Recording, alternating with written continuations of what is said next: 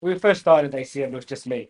Yeah. We didn't take Arch or Mark full time into the business until we thought we were ready. It was more of a let's trial it because I just resigned from my current job. Basically, opened up shop in my bedroom. What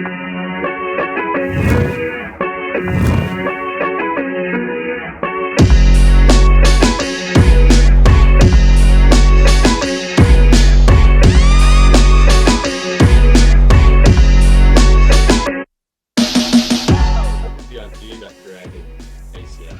To create our own lane. One of the things that I observed working in corporate and still truly believe is that the institution or the actual structure didn't allow me to be myself. And so creating your own lane allows you to be your true self and be productive. Individually, like Mark said, he wanted to be his true self. I wanted to do something that I can see myself giving it to the people 100% without a corporate structure holding me back or telling me how to think. Our values were aligned because we were mates.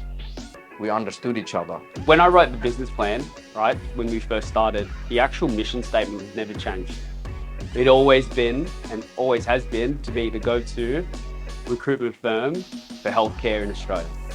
That hasn't changed. It's evolved over time. Mission statement is to become the go-to healthcare firm for professionals and to also provide care throughout the life cycle of an individual. Everyone told us that we were gonna fail. Everyone told us that we were never gonna make it. Family told us we were going to fail. What they want. Thoughts about when they wanted to start the business? What was your Why do you ask that? what's your opinion? I remember. Obviously, you guys are friends, right? Yeah. We've got a really long history.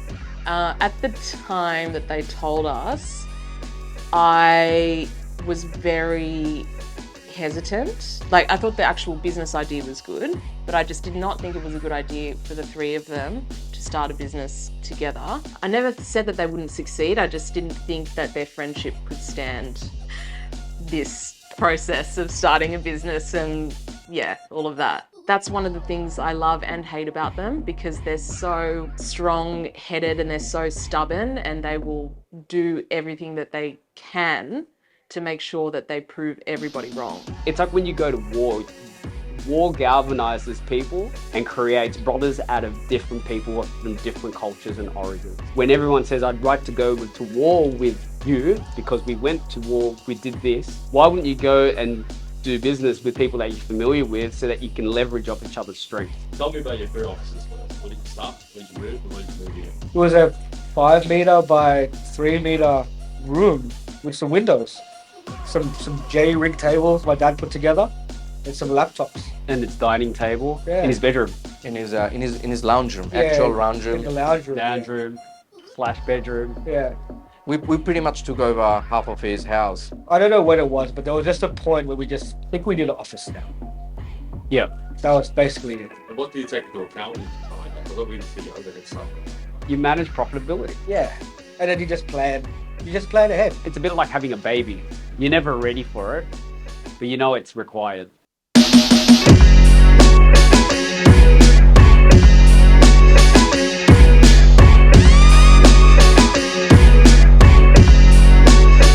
There was a point in growth where we couldn't attract people to that postcode. We needed a profile of a city office.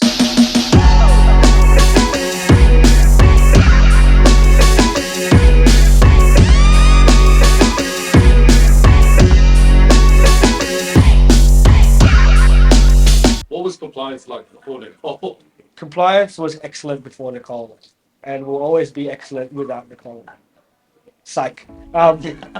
My name is Nicole Palmer-Kellis and I am the Head of Governance. So when I first started with ACM, the compliance process and everything about it was a mess. I had my work cut out for me, putting in all our processes. I completely revamped the entire compliance process. In any business back earlier days, you're gonna stumble, you're gonna have fuck ups.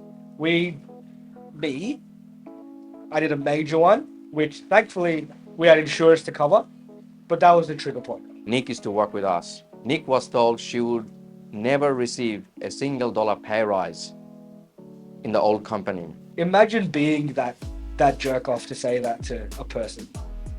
To say you have a ceiling that you're never going to break. At that point, we knew that we wanted to work with someone who is one of the best that I have experienced. I have got clients now that I've seen what their compliance look like and what is our compliance look like. Hands down, we have one of the best in the industry. Nick was always in the plan. It was a matter of when can we afford her with a salary that we knew that she deserved. We used to work at another recruitment agency before I actually joined ACM, and I've been with ACM now for close to 8 years. Many years ago, we both were told, hire for attitude, train for skills. We still maintain that even till today. Like I said, our foundations were mates. We had great attitudes towards everything, and it still do. So we always look for people, those are willing to learn, willing to challenge themselves. As business grows, you have to effectively grow. And organically over time, we've just been forced to add, staff on, hire new people, put different divisions in. At every stage of growth, every stage of revenue, a different problem arises. So you do need, certain business functions to help manage that. Christian Sagan, Divisional Manager and Allied Health Recruiter with a specialty in audiology. My name is Pierre Imlay and I'm co-founder of Care Digital Media. My name is Jessica Dermody and I'm a Divisional Manager here at ACM Healthcare in federal government and mental health. I started working at ACM Healthcare as I was recommended from one of my government clients when I was made redundant at my last agency. He put in a few calls to Carl and recommended that I was hired for the fact that I understood their division and their department. When you started with ACM, what did you come on to do? I was a recruitment consultant in the allied health space. My whole background was sales and customer service. So I didn't really know what healthcare. I mean, like I used to tell people, I've got experience in healthcare because my sisters are nurses. Like that didn't help me at all. that was my extent. I realized I didn't know anything about healthcare. I was working in fucking Vodafone, bro. You know what I mean? I think I only joined, it was probably like second or third year of ACM. Because before that I was like, I still felt like I hadn't accomplished what I needed to do.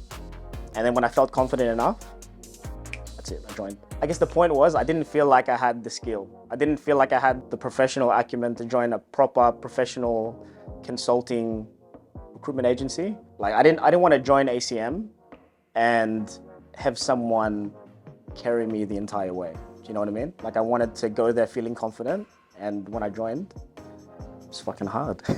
So when I came over to work for ACM and Carl and I had a conversation, he had a vision for me to grow the division. So it was a government desk. So his vision was he wanted me to grow it and expand it out to the mental health division. If you asked me back then, nearly 4 years ago, would I be able to do it? I would answer no. And to look back now and have a desk that is I've grown from scratch with the help of my colleague Catherine. It's a big achievement. When I started, Archie was supposed to be teaching me, but he had just met his partner, who's now wife. So he was in Philippines instead of in Sydney teaching me how to be a recruiter. So guess who was tasked with teaching me how to be a recruiter? I've been in Lem. How was being under the wings of two friends outside of work? I almost got fired. What? Because I wasn't performing. The only thing they taught me about recruitment was when to nap during the 2-hour breaks that we had. They said, oh, you've got to do this and this and this. But I didn't understand what this and this and this was. Like, for me, selling something comes with the product knowledge. And if I don't understand the product, I can't sell it willingly to people. And it was very daunting talking to professionals because I'd never gone to university, right? Yeah. So it's daunting talking to people who in my head were like, oh, they're fully educated, they know how to speak, they're smart. So if I don't know what I'm saying, I felt like I wouldn't be able to convince them to, use me to find a job, and then vice versa for clients. So it was a big like confidence thing that I had to get past, and I just wasn't performing because like I didn't know how to. How did you overcome that? Archie came back. It was a lot harder than I thought it was going to be. Getting slightly better every day, every month, every year. The easy measure is how many deals you close or how many clients you help and candidates you help. When you join a gym, you put the reps in, right? And then eventually the reps get easier. Same thing with not just recruitment, anything. I think I'm thankful that ACM was one of those environments where they allow you to fail a little bit and they help you. When you're not failing, you think you're invincible. But you quickly realize that when those first few meetings come around, and they do come around, that just three of you or three of us have certain skill sets which we need to disseminate from each other and go, this is you, this is you, this is you. If we didn't find that out early on, we wouldn't be doing this, I guarantee it. You saw that recruitment needing to go through a video, right? Every recruitment agency is a digital marketing agency when it comes down to it. We just saw that a lot of other companies implementing it, in my mind, were implementing it not incorrectly, but just going down a different fork than I thought would go down. As you can probably attest, we haven't done in the last 5 years a single video about ACM in general. All the videos you've done have been about the consultants or candidate clients. 9 times out of 10, the brand of your consultant will outpace the company brand. So we knew that the focus had to be there. My name's Nat and I'm the head of marketing. I came into the business because the boys really wanted help elevating their brand presence. They didn't have anything in place to sort of show the market who we are, what we do. As soon as I came in, I started, setting social accounts up and getting all of the consultants ready to start, creating videos and creating posts and things to be active on LinkedIn. Hey guys, I'm Pierre from ACM Healthcare. I'm here with my man. His name is Josh.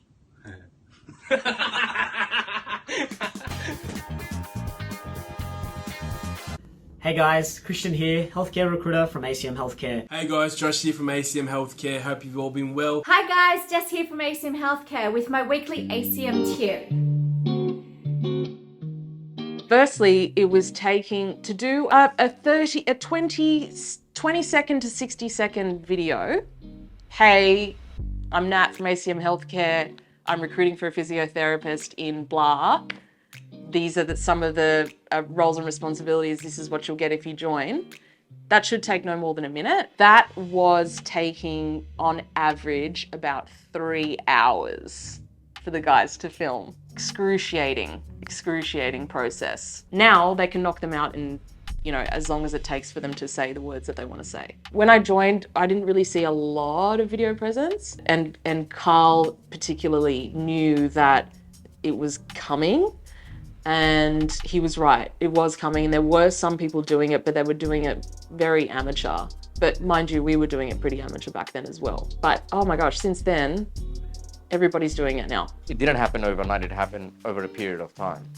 We evolved as they came into the market, and consistency is the key. We maintain. A lot of people started, they didn't maintain. We maintained.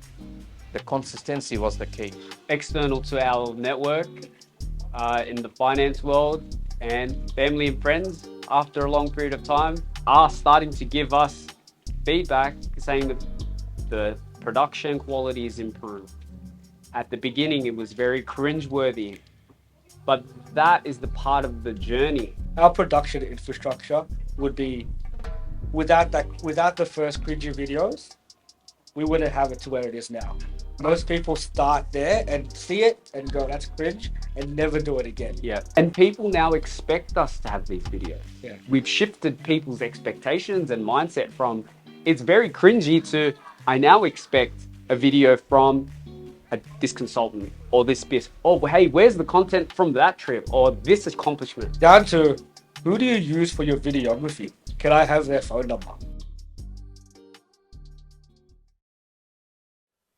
Now, what was going through your mind during the first lockdown? Can I swear? Yeah. I was shit scared, to be honest. I was nervous. This was the first time we lost the business and it was completely out of our control. Anytime that happened in Bella Vista, the boys were like, this is why it happened, because you guys stopped doing this or you stopped doing that, and so on and so on. But when it got to the pandemic, the business stopped coming because the world stopped. We just moved to the city. For anyone that has any sort of, sense, our overheads went up. Yeah. Rent went up, but there was no money coming into the business. The clients, they had put offers on the table to candidates, and then they had to, you know, take back those offers because they had to close their practices. I think probably nearly every person would have contacted the directors and said, like, what's going on, what's going to happen, like, is our job okay? They'd be like, no, we'll figure this out. We've got this, we've got this. That's always what they'd say. This was the first time they were like, we've got 3 envelopes. The last thing we want to do is fire people.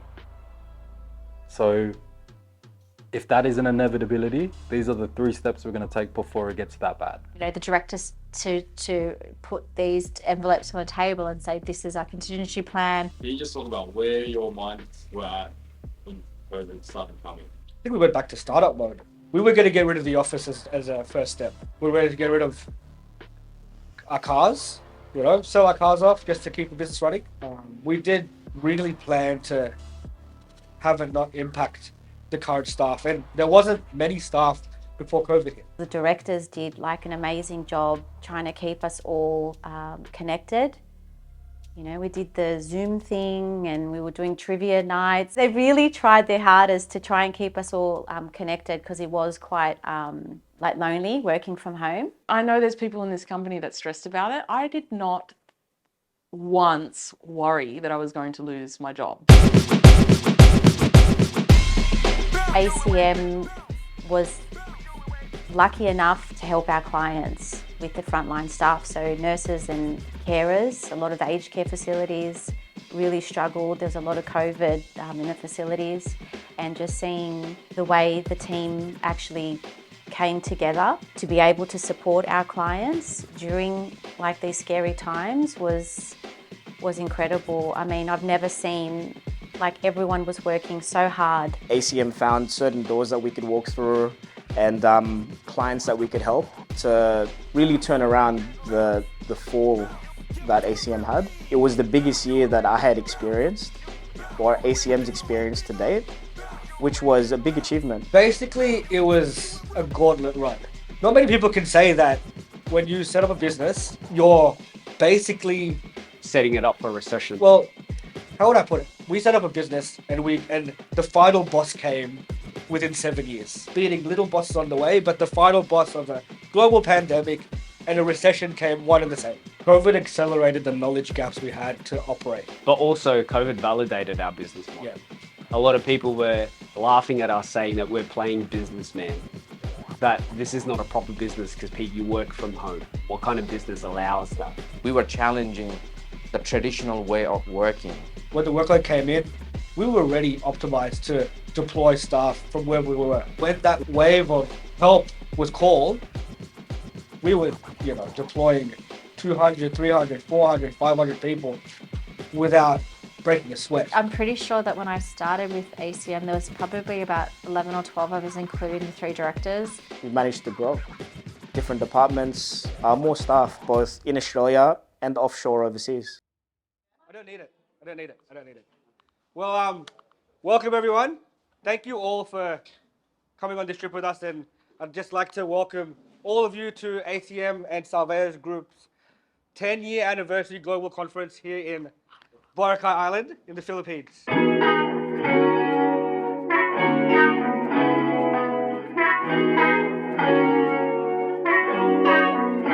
I can see you vibing, slow grinding, throwing that back, but my throwbacks, baby, you bad, yeah, she bad.